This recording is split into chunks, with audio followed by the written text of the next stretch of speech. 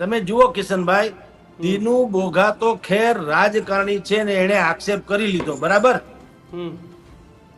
Collector તો જેમ તેમ હોય નહીં ને, આઈપીએસ આઈએસ કેડર ના હોય કલેક્ટર હોય ને.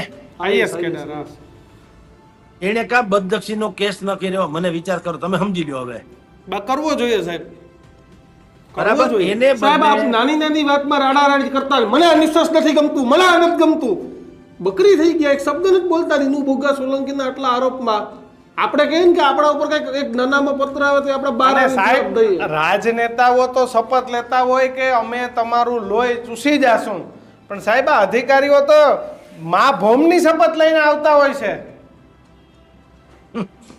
વચન આપવા માટે હોય છે, પાળવા માટે નહીં. યસ, એવી રીતે શપથ જે છે દેખાડા માટે કરવાનો હોય છે, પાલન માટે નહીં.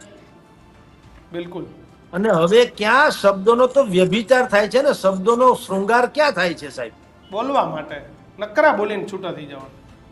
તમે જુઓ, ગોપનીયતાના શપથ જે લે છે મુખ્યમંત્રી હોય કે પ્રધાનો હોય, એ પણ શું કે છે કે હું મારી ધ્યાનમાં આવેલી દેશના હિતમાં હશે તો વાત કરીશ, બાકી કોઈને જાણે નહીં કરું, અને હું ઉત્તરદાયિત્વ નિભાવીશ બંધારણની દ્રષ્ટિએ. અને પછી તાત્કાલિક શું કરે, સામેવાળાને નથી ફોડી લેતા. લે આલે, આ ક્યાં બંધારણમાં લખ્યું?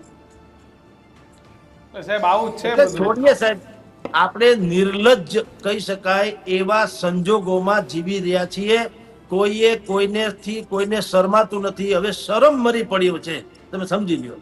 હવે ભ્રષ્ટાચાર જે ભયંકર કરે, 100-150 કરોડનો કે 500 કરોડનો, એનો સમાજમાં સન્માન થાય છે.